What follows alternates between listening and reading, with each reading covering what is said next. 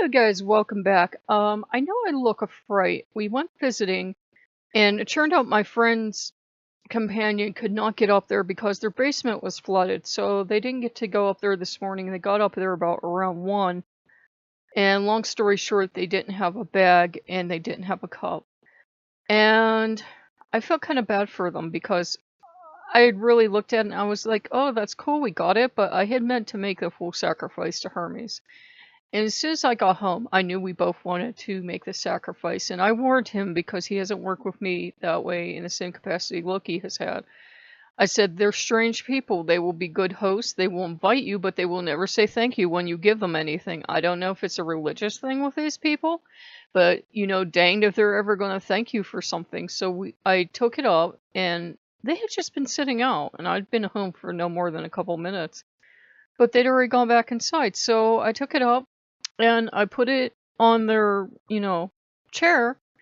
And I came back home and I called, and the Grouch answered the phone.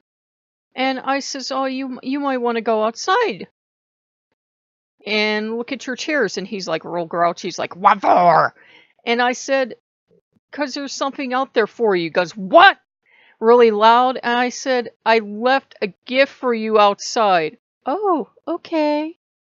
He didn't say thanks or anything. He just kind of hung up on me. Never got a thank you call. Never will.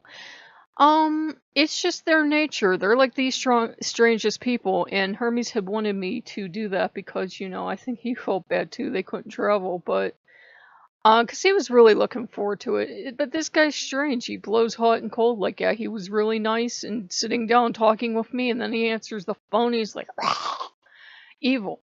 So, but we had something better to do than to look at a bag. We had this to do. So this came in. This is really, really good, but it's really, really super dense reading material.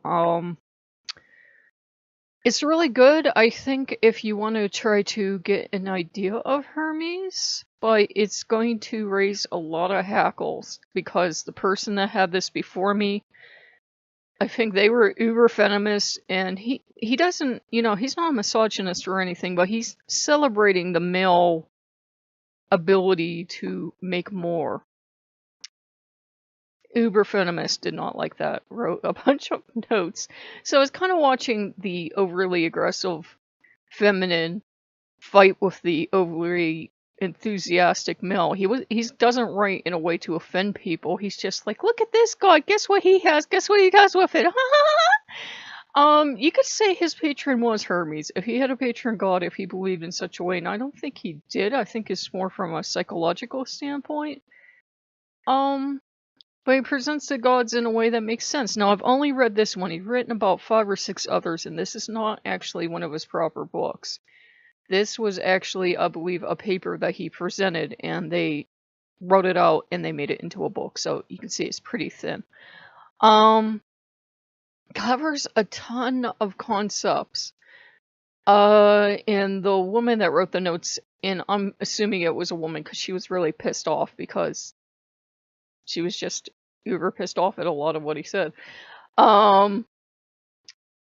Like he would say about Hermes, phallic associations, which we all know of if you've done more than, even if you look just at the Wikipedia, And it's important when you're talking about a pagan god to talk about these things, but apparently she had enough after a while. She was getting a little sick of the male idea that it's special that they can do things. She was getting very fed up, and I'm like, well, I'm glad you don't work with Hermes, because that would come up quite a bit.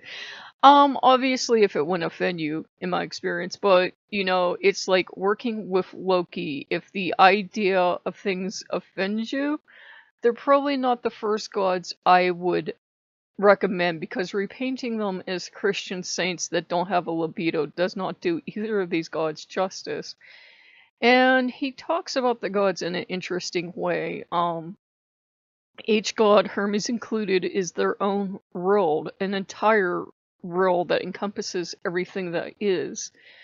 And you only can interact with that world and understand its mysteries if you have a good working relationship with that god. So if you have, say, Hermes as your patron, you're going to interact with him and see mysteries in the world in a very different way than, say, if you had Apollo or you had Loki or Zeus or Thor or whomever. So it's really interesting that he writes that. He does do a little, it felt a little wibbly wobbly because the only thing that this one would point out that was legitimate is he doesn't always show his source. He assumes that you're a scholar and you've read these 8 other books, which you don't have access to. This was written the year I was born, so it was written in 76. So good luck getting a hold of some of these, sources. Um, it is really good, and he didn't do anything dishonorable, but he presents Hermes as he finds him in the classic literature. He presents, so he's not like, this isn't UPG or something. He presents him as both this kind and gentle god, but he's also a thief, which I know gets a dander up on some people that work with Hermes. And he's also pretty cold-blooded when he meets the little tortoise or turtle or whatever animal you want to call it. Says all these loving things, and he's laughing when he dispatches it so that he can make the lyre. And it's like, well, he's a great god. That's kind of their thing. He wasn't doing it to be truly malicious. It's just the best example I can think of is that, and I think it was Dionysus and Hermes in the cartoon too. The two were talking, and Dionysus says, well, I told them you can't say just go off and start a war, and Ares and his sister overhear him, and they're like, war! And they're going off, and Dionysus is collapsing with laughter and goes, it's funny because people gonna die. And our gods can have that kind of dark sense of humor. Not that they're out to get us or kill us, but it can be part of their mystery. They can be dangerous. They can be deadly. We usually shove that under the carpet and we never talk about it. But with Hermes, he talks about that deadly dark side. Watcher by the Gate did not mean he was a sweet old man who sat outside your university dormitory. It meant he was a thief and a lord of thieves. He was also guardian. He was complex. He would steal everything from you, but he would also guard you. He could come to take you away to travel, or he could come to take you away to the underworld. So it's really that old sort of proto-history form of the god, because he tries to go back as far as possible and find out, where did Hermes come from? What was the earliest form? And he postulates that the earliest form would have been an equal form. If you've ever worked with hermaphrodite, it would have been like that, but it would have been an earlier form that was completely equal within itself and needed nothing else. Because when he says these gods are, rolled unto themselves, they're everything in themselves, so they don't need a partner, even though we humans usually partner them up. They can be everything unto themselves in their own world. And it was interesting, he pointed out something that I noticed too. The Greek gods usually did not do a lot of talking about themselves. I mean, I haven't read every stitch of things ever written by the Greeks, but they were usually telling you which god to go to for something. They were actually giving you advice. Like Apollo would talk about Hermes, and Hermes would talk about other gods. So it was interesting. They usually wanted to help you and help you find the right god for, whatever was going on with you. Overall, I've liked it so far. I'm in the back end of the book and starting to get a little scholarly. It's starting to get a little pandactic. He's gone through the union with Do Not Yell at Me, with possible union with Hecate, which I know makes so many people scream on Tumblr. They're like, oh my god, no. We don't know how the people of the ancient faith viewed things. We only have archaeological evidence to go on. We only have maybe 1 or 2 vague sentences to go on. It's postulation, and he admits that. He's like, maybe this is what happened, maybe it isn't. But this would make sense because they're both referred to as angelos or messenger. Often they were seen together or served together, and they were both at the crossroads. So it's not a bad thing. It's not, a dishonorable thing. It kind of makes me raise my eyebrows. Now, I know there are all different kinds of pagans, and I'm not judging people for their sexuality, but it always raises an eyebrow on me when a pagan hears about, something of a sexual nature or a union nature, and they're like, and I'm like, you you did come in through the Wicca door, right? Like most of us, you were probably handed a whole bunch of, sacred union and divine right and everything else. And I'm like, okay, that's fine. But, overall, it's a really good book. I think it's important if you want to get it, if you can get it. It's, I think, on Kindle too. If you want to work with Hermes, it has a lot of stuff that I've seen just copied out right online.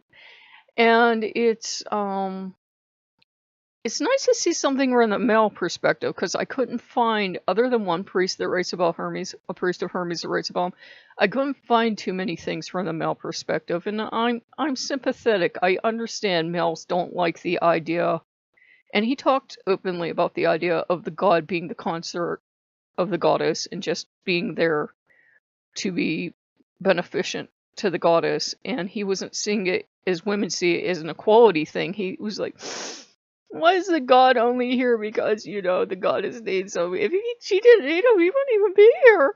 What's the matter with And I got that, because women don't like it either when, a god exists, and the only reason the goddess exists is because they need to procreate and make more.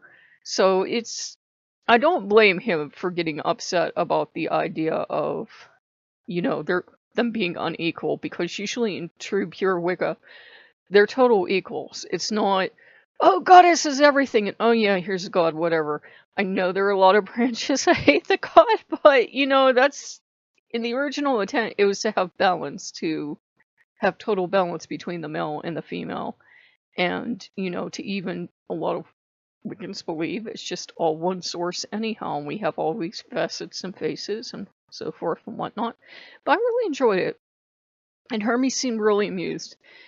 And I knew it was the right thing to give them that bag and that cup as a gift, because honestly, I had no earthly use for it, and I knew they were looking forward to it. It's just not in their nature to say thank you. Now, my mother would come back from the grave and break me off at the knees if I didn't say thank you, but that's how I was raised. They did give me hospitality, and they usually give me hospitality, so it was kind of like repaying their hospitality, so there you go.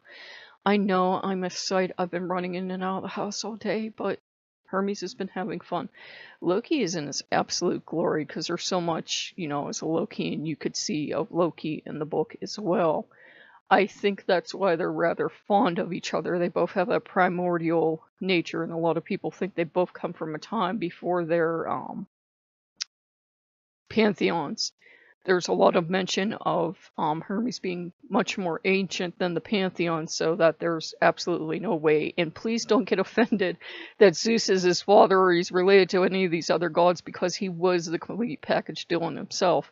But he treats all the gods like that. Apollo, apparently, Zeus, everyone. You can pick up his other books as well, though I haven't read them, so I can't say anything.